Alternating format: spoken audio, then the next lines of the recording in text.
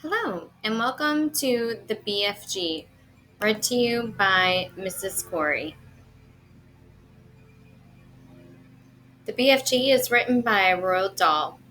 There is a movie that goes along with this story, so as you're listening, pay close attention because I'd like to see if we can compare it to the movie and see how many similarities and differences there are.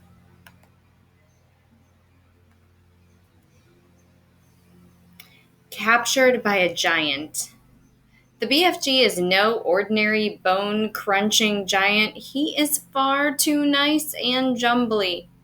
It's lucky for Sophie that he is. Had she been carried off in the middle of the night by the blood bottler or any of the other giants rather than the BFG, she would have soon become breakfast. When Sophie hears that the Giants are flush bunking off to England to swallow a few nice little chidlers, she decides she must stop them once and for all, and the BFG is going to help her.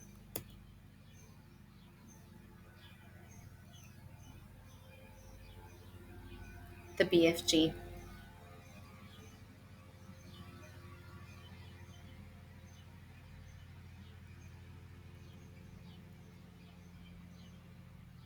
The Witching Hour.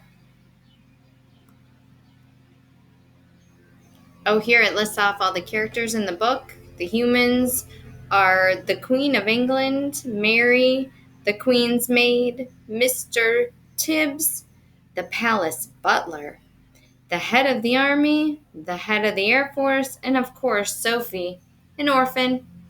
There are some giants: the flesh lump eater, the bone cruncher, the man hugger, the child chewer, the meat dripper, the gizzard gulper, the maid masher, the blood bottler, the butcher boy, and of course, the BFG.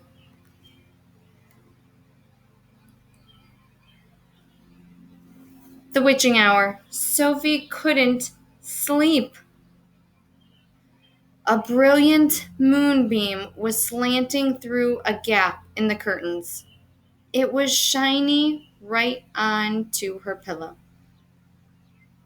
The other children in the dormitory had been asleep for hours. Sophie closed her eyes and lay quite still.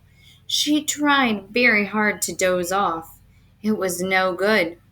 The moonbeam was like a silver blade slicing through the room onto her face. The house was absolutely silent. No voices came from downstairs. There were no footsteps on the floor above either. The window behind the curtain was wide open, but nobody was walking on the pavement outside. No cars went by on the street. Not the tiniest sound could be heard anywhere. Sophie had never known such a silence. Perhaps, she told herself, this was what they called the witching hour. The witching hour, somebody had once whispered to her, was a special moment in the middle of the night when every child and every grown up was in a deep, deep sleep, and all the dark things came out from hiding and had the world to themselves. The moonbeam was brighter than ever on Sophie's pillow. She decided to get out of bed and close the gap in the curtains. You got punished if you were caught out of bed after lights out. Even if you said you had to go to the lavatory, that was not accepted as an excuse, and they punished you just the same. But there was no one about now. Sophie was sure of that. In case you're not sure, a lavatory is another word for the bathroom. She reached out for her glasses that lay on the chair beside her bed. She had steel rims and very thick lenses, and she could hardly see a thing without them. She put them on, Then she slipped off out of bed and tiptoed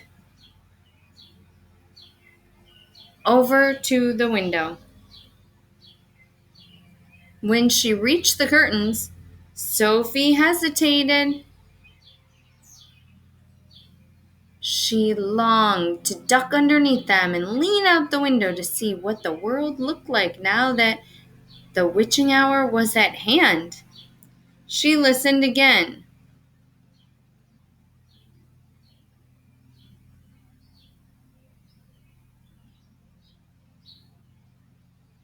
Everywhere, it was deathly still. The longing to look out became so strong she couldn't resist it.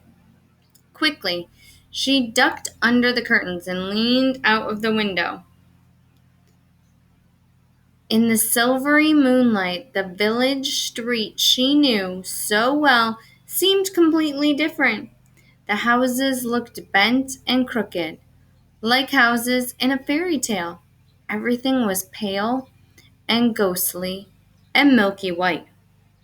Across the road, she could see Mrs. Rance's shop, where you bought buttons and wool and bits of elastic. It didn't look real. There was something dim and misty about that, too. Sophie allowed her eye to travel further and further down the street. Suddenly she froze. There was something coming up the street on the opposite side. It was something black, something tall and black, something very tall and very black and very thin.